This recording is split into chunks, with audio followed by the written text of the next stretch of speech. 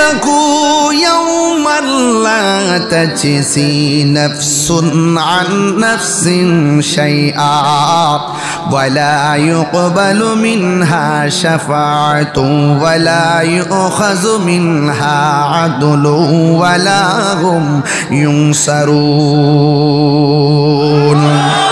আল্লাহ রাব্বুল আলামিন বলেন ওয়াত্তাকু ইয়াওমান, সেই দিনটাকে ভয় করো যেই দিনের মধ্যে লা তাজজি নাফসুন আন নাফসিন শাইআ, যেই দিন কেউ কাহারও কোনো উপকারে আসবে না, ওয়ালা ইউকবালু মিনহা শাফাআ, যেই দিন কাহারও কাছ থেকে কোনো সুপারিশ গ্রহণ করা হবে না, ওয়ালা ইউখাযু মিনহা আদলুন, সেই দিন কাহারও কাছ থেকে কোনো বিনিময় গ্রহণ করা হবে না, ওয়ালা হুম ইউনসারুন, সেই দিন কেউ কাউকে সাহায্য করতে পারবে না।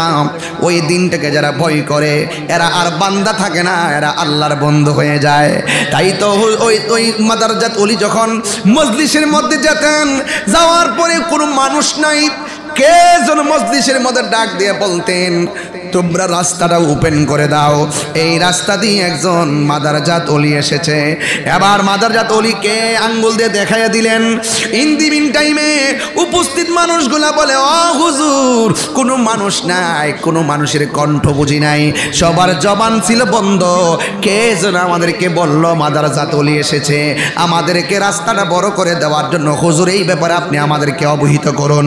ওই মাদারজাত ওলি ডাক দিয়া কয়, আমি যখন এখানে এসেছি তোমরা যার কণ্ঠ শুনেছ এটা দুনিয়ার কোনো মানুষেরই কণ্ঠ নয়। আমি যেই রাস্তা দিয়া যায়, রাস্তা প্রশস্ত করে দেওয়ার দায়িত্বের এলান করে দেওয়ার জন্যে আমার আল্লাহ কন্টিনিউ আমার পাশে একটা ফেরেশতা নাজিল করে দিয়েছে। আর জবান করে কন্যা আল্লাহু আকবার। এই জন্য আমার বন্ধুগণ, ইত্তাকু বিফিরাসাতিল মুমিন ফাইন্নাহু ইয়ানজুরু বিনুরিল্লাহ। আল্লাহ রাব্বুল আলামিনের হাবিব বলেন, যারা আল্লাহকে ভয় করে তাদের অন্তরের ভিতরে আমার আল্লাহ একটা রহমত নাজিল করে। এই রহমতের দ্বারা সিনাটা নূর হয়ে যায়। এই নূরের আলোটা আমার আল্লাহ তাদের চোখ দিয়ে বের করে। এই চোখের আলোর মধ্যে যারা পড়ে যায় এরা বান্দা থেকে আমার আল্লাহর বন্ধু হয়ে যায়। আর ওলি আল্লাহর নজরের মধ্যে যদি কেউ কাটা পড়ে যায় তার জীবনটা ধ্বংস হয়ে যাবে। ওই মাদারজাত ওলি রাস্তা দিয়ে যাওয়ার সময় তখন কে যেন বলে দাঁড়ায়, তোমরা রাস্তাটা প্রশস্ত করে দাও। তিনি ডাক দিয়ে বলে, অন্য কেউ না, তিনি হলো ফেরেশতা। এবার প্রশ্ন করবেন, হুজুর কি এমন সম্মানের আল্লাহর ওলি যার পিছনে আল্লাহ ফেরেশতা লাগাইয়া রাস্তায় প্রোটেকশন দেয়, যার পিছনে ফেরেশতা লাগাইয়া ময়দানকে খোলা করে দেয়, আসনটারে সন্নিবেশিত করে দেয়? তিনি আর কেউ নয়, তিনি হলো মুসা, ঈসা, আইয়ুব নবী, ইউসুফ আর জুলেখা, আশেক আশেকা, লাইলি মজনু, জপে ইসকা লা ইলাহা, জপে ইসকা ইল্লাল্লাহ, মা ফাতেমা, হাসান হুসাইন, খাজা ওসমান হারুনি, শেখ মোহাম্মদ কুতুবউদ্দিন, আব্দুল কাদের জিলানি, আব্দুল কাদের জিলানি, মুর্শিদেরি দুলা, আমি পরব গলার মালা, মুর্শিদেরি আমি পরব গলার মালা, আখিরাতে পাই যেন তোমারে, বলুন আখিরাতে পাই যেন তোমারে, বলুন ওগো আমার বড় পীর, পীরানে পীর দস্তগীর, ওগো আমার বড় পীর, পীরানে পীর দস্তগীর, নয়ন জোড়াই তোমার দিদারে। জুরি জুরি কি আল্লাহু আকবার বলা যাবে না? হায়রে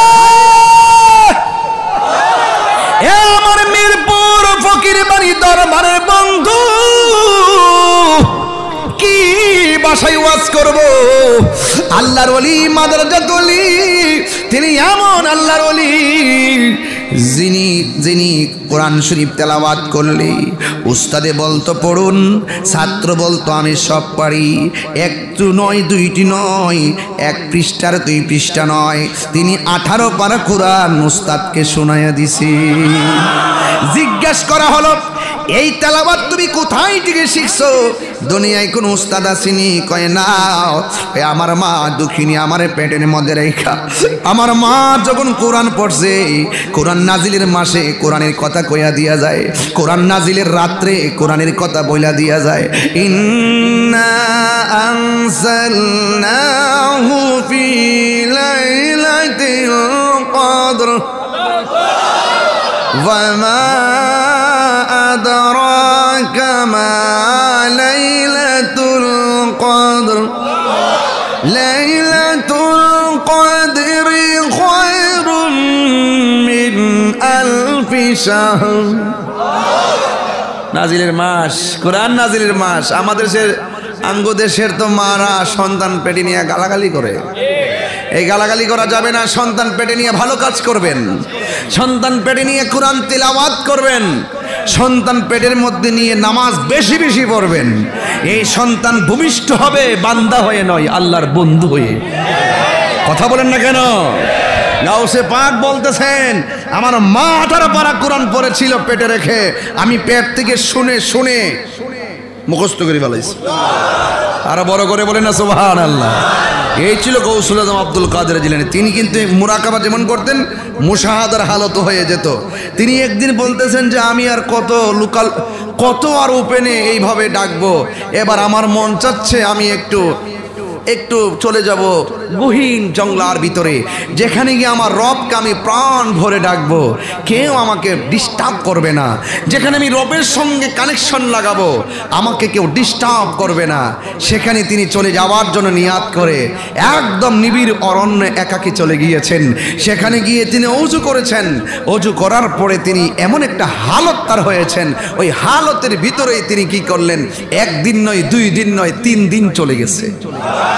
আরো বড় করে বলেন না সুবহানাল্লাহ। 3 দিন চলে যাওয়ার পরে এমন তৃষ্ণা লাগছেন, একদম তৃষ্ণার্ত হয়ে গেছেন, কাতর হয়ে গেছেন। হুজুর গাউসুল আজম আব্দুল কাদের জিলানী আল্লাহকে ডাক দিয়ে, আল্লাহ এমন একটা জায়গায় তোমাকে ডাকতে এসেছি, এখন শরীরটা তো দুর্বল, তৃষ্ণায় গলাটা শুকিয়ে গেছে, আল্লাহ মেহেরবানি করে আমার জন্য একটু পানির ব্যবস্থা করে দাও। এই কথাটা বলতে দেরি, আল্লাহ পাক আসমান থেকে মুষলধারে বৃষ্টি নামাইতে দেরি করে নাই। বৃষ্টি দেওয়ার মালিককে, আরো বড় করে বৃষ্টি দেওয়ার মালিককে আল্লাহ।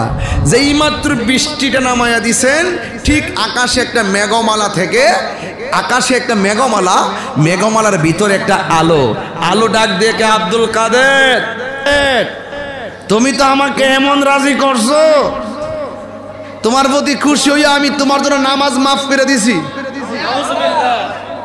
সুবহানাল্লাহ কও। বুঝছে না নতুন।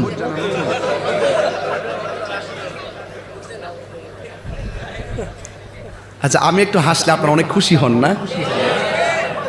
আপনি দেখছি, আমি প্রায় মাহফিলে দেখছি, আমি যখন কাঁদি আপনারা কাঁদেন, আমি যখন একটু স্পিরিট নিয়ে কথা বলি আপনারা অনেক উজ্জীবিত হন, আমি যখন একটু হাসি আপনারা হাসেন। এটার নাম ইসলাম। এটার নাম কি?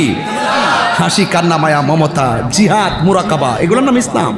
আল্লাহর হাবিব হেরা গুহায় ধ্যান করেছেন, এটা ইসলাম। আবার কখনো কখনো জিহাদের ময়দানে তলোয়ার নিয়ে নেমে গেছে, এটার নাম ইসলাম। তাইলে বোঝা গেল ইসলাম কখনো নরম কখনো গরম। এই জন্য আমি কখনো আবু বকরের চরিত্রে কথা বলি, আবার কখনো উমরের তেজ নিয়ে কথা বলি। কোনোটাকে আপনি রাগ করতে পারবেন না, দুটোটাই ইসলাম। হ্যাঁ, এই যে আমাদের হুজুরে এই মুহূর্তে কন্যা যে ঢাকা একটা বড় সমাবেশ হবে, দেখবেন জানেও মালেও সবার আগে হাজির। আমরা এই হুজুর কিন্তু অনেক সাহসী এবং আমরা অত্যন্ত প্লিজড হয় ওনার অ্যাক্টিভিটিস দেখে। পেশা বোঝার দেখবেন এইমাত্র খানকায় মোরাকাবা করতেছে, আবার দেখবেন হুট করে দেখবেন প্রেস ক্লাবে হাজির হয়ে গেছে। কথা কন না কি লেগে? এ আবার একলা না, দলবল নিয়ে হাজির। কথা কন ঠিক না বেটি? এবং আহলে সুন্নাত ওয়াল জামাতের কোনো প্রোগ্রাম তিনি মিস করেন না, সবগুলোতে যায়, এখনো যায়, দৌড়ায়া যায়। হ্যাঁ, এটার নাম ইসলাম। আবার দেখবেন কিছু কিছু পিসাব আছে, দেখবেন যদি আপনি ওনারে বলেন হুজুর আসসালামু আলাইকুম, ওয়ালাইকুম আসসালাম, হুজুর ফিলিস্তিন তো মুসলমানরা অনেক নির্যাতিত, ইসরায়েলের বিরুদ্ধে মিরপুর 10-এ ধরেন প্রেস ক্লাবে একটা মহা সমাবেশ আছে, বিক্ষোভ আছে ইসরায়েলের বিরুদ্ধে, আপনার যাওয়ান লাগবো। খাও ফিলিস্তিন কই, ইসরায়েল কই, বাংলাদেশ কই, বয়া বয়া তা অত বাইরও না। আর যদি ভিসা বছরে যদি মনে করুন ডায়াবেটিস যদি 26 হয়, ইচ্ছা মতো খাওয়ায় যদি কোন যে হুজুর রসমলাইটা আনছিলাম, তখন ভিসা হুজুর কইব যে রসমলাই তো আমার ডায়াবেটিস তো খাওয়ান যেত না। ও হুজুর খাওয়ানোর পরে না মিষ্টি খাওয়া সুন্নত। ও আচ্ছা দো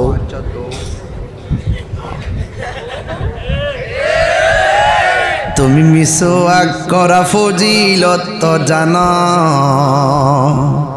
খাবার শেষে মিষ্টি মুখের হাদিসটাও মানো, শুধু হক কথাটা উচ্চ সুরে বলতে পারো না, অন্যায় দেখে বারুদ হয়ে জ্বলতে পারো না। হাত তুলে বলো ঠিক না বলো। কেমন মুসলমান তুমি একটু ভাবো না, কেমন তোমার ঈমান একটু বলো না, ঠিক না?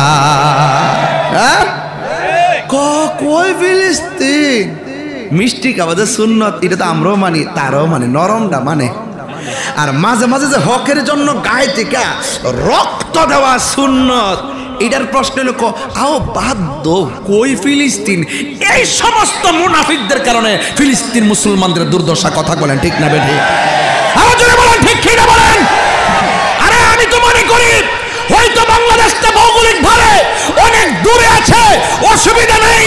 ফকির বাড়ির দরবারে বসে যদি ফিলিস্তিন মুসলমানদের জন্য শেষ রাতে তাহাজ্জুদের নামাজ পড়ে বিশ্বাবুদের মুনাজাতে চোখের পানি ফেলে ফিলিস্তিনের মুসলমানদের জন্য দোয়া করি, অস্ত্র না থাকতে পারে, ভৌগোলিক ভাবে অনেক দূরে থাকতে পারি, আমাদের চোখের পানি ইসরায়েলের গুন্ডা বাহিনীর জন্য ক্ষেপণাস্ত্র হয়ে যাবে, ক্ষেপণাস্ত্র হয়ে যাবে। কথা বলেন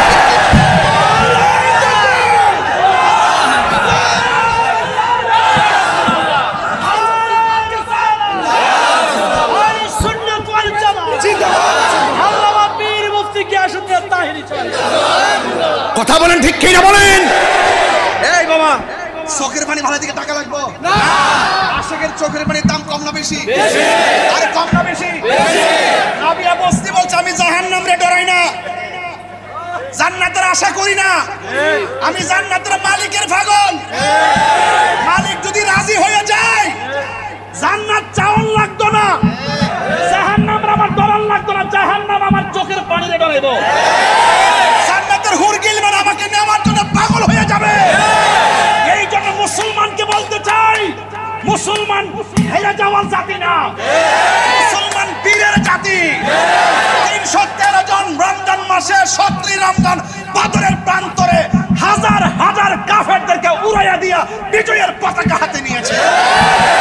এই জন্য মুসলমান হেরে যাওয়ার জাতি নয়, মুসলমান বীরের জাতি। যখন কোরআনের সত্যতা নিয়ে চ্যালেঞ্জ করেছে, কোরআন প্রেমিকরাই বিজয়ী হয়েছে। কথা বলেন ঠিক কিনা?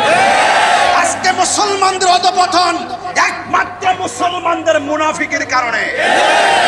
এদের মুখের মধ্যে ইসলাম আছে, অন্তরের মধ্যে ইসলাম নাই।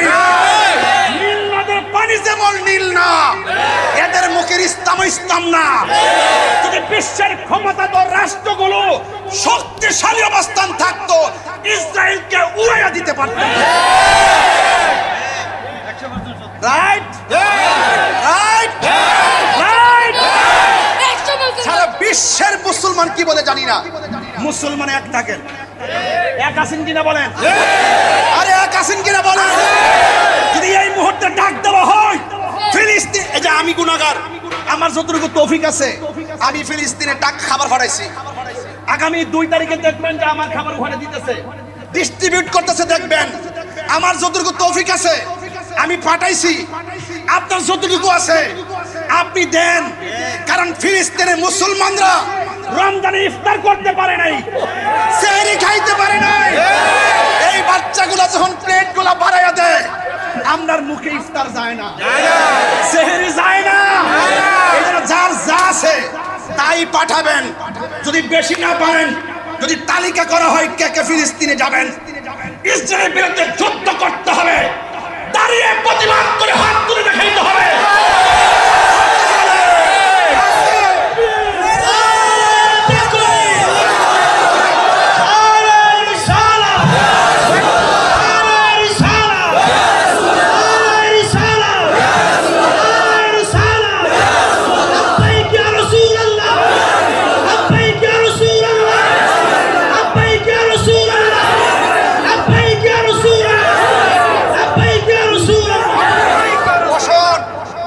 আমি কষ্ট দিয়েছি আপনাদেরকে, আপনারা কি কষ্ট পেয়েছেন?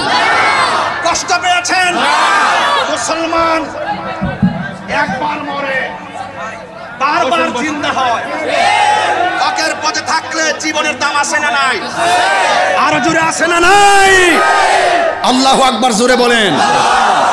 ভাইয়ের আমার, মুসলমান ঐক্যবদ্ধ হতে হবে, আর ধাক্কাধাক্কি করা যাবে না। একজনের পিছনে আরেকজন আঙ্গুল দিতে পারবেন না। আপনারা এইভাবে ধাক্কাধাক্কি করতে করতে এক ঘরের ভাই 5 ভাগ করছেন। আল্লাহর ওয়াস্তে দলিল নিয়ে সমস্যা হইলে আমাদের আল্লামা সৈয়দ মুসলিমউদ্দিন ফকির মুদ্দাজিল আলী হুজুর আছেন ঢাকায়, আপনারা শাহরি বুগদাদির মাজারে বসেন। আপনাদের সঙ্গে আমরা আলোচনা সাপেক্ষে আকীদার প্রসঙ্গে যেই বেজাল আছে সব মিট করব, হাতে হাত রাখবো, বুকে বুক রাখবো। এরপরে বাংলাদেশের মসনদে আহলে সুন্নাত ওয়াল জামাতের রাজ কায়েম হবে। কথা বলেন ঠিক কিনা? গুসা করবেন না আমার সাথে, রাগ করছেন আমার সাথে। ফিলিস্তিনের মুসলমানরা বড় কষ্টে আছে, অনেক কষ্টে আছে। প্রেগন্যান্সি মহিলারা বুমার আওয়াজ আর বিল্ডিং এর কম্পনের কারণে বাচ্চা রক্তাক্ত হয়ে বেরিয়ে যাচ্ছে। আপনি কি মনে করতেছেন? আজকে দেখলাম যে লাশ নিয়ে নিয়ে হসপিটালে পলাইছে, প্রায় 200-250 লাশ নিয়ে নিয়ে রক্ত ভাসতেছে, আর প্রত্যেকটা মানুষ কোণার মধ্যে লুকাই রইছে। ওই হসপিটালটা তারা বোমা মেরে উড়িয়ে দিছে। আপনি কি মনে করতেছেন? ওয়ালা তাহিনু ওয়ালা তাহজানু ওয়া আনতুমুল আ'লাউনা ইন কুনতুম মুমিনিন। আল্লাহ কোরআনে বলছেন, নিরাশ হয় না, হতাশ হয় না, বিজয় তোমাদেরই হবে যদি তোমরা মুমিন হতে পারো। আজকে আমাদের বিজয়ের পতাকা হাত থেকে চলে গেছে কেন? মুনাফিকির কারণে। কিসের কারণে? মুনাফিকির কারণে। এই জন্য ফিলিস্তিন মুসলমানদের জন্য আর কিছু করতে পারি আর না পারি, দোয়া করতে চাই কে চাই না? 2 হাত সোজা করে বলেন চাই। মুসলিম বিশ্ব জাগো জাগো, শোনো ফিলিস্তিনিদের চিৎকার। হাত নামান। মুসলিম বিশ্ব জাগো জাগো, শোনো ফিলিস্তিনিদের চিৎকার। সময় এসেছে ঘুরে দাঁড়াবার, প্রাণের দাবি আল আকসা। ঠিক কিনা? আকসাই আমাদের চেতনা, আকসা কেড়ে নিতে দিব না। দাও জুড়ে দাও ইমানি হুঙ্কার, প্রাণের দাবি আল আকসা। এই আকসা মসজিদ কি শুধুমাত্র ফিলিস্তিনের একলা? সারা বিশ্বের মুসলমানদের প্রথম কেবলা। এই কেবলার পাথরগুলো আমার আল্লাহ জিনদেরকে দিয়ে সমুদ্রের তলদেশ থেকে উঠাইছেন। প্রত্যেকটা পাথরের গায়ে লেখা ছিল সূরা ইয়াসিন।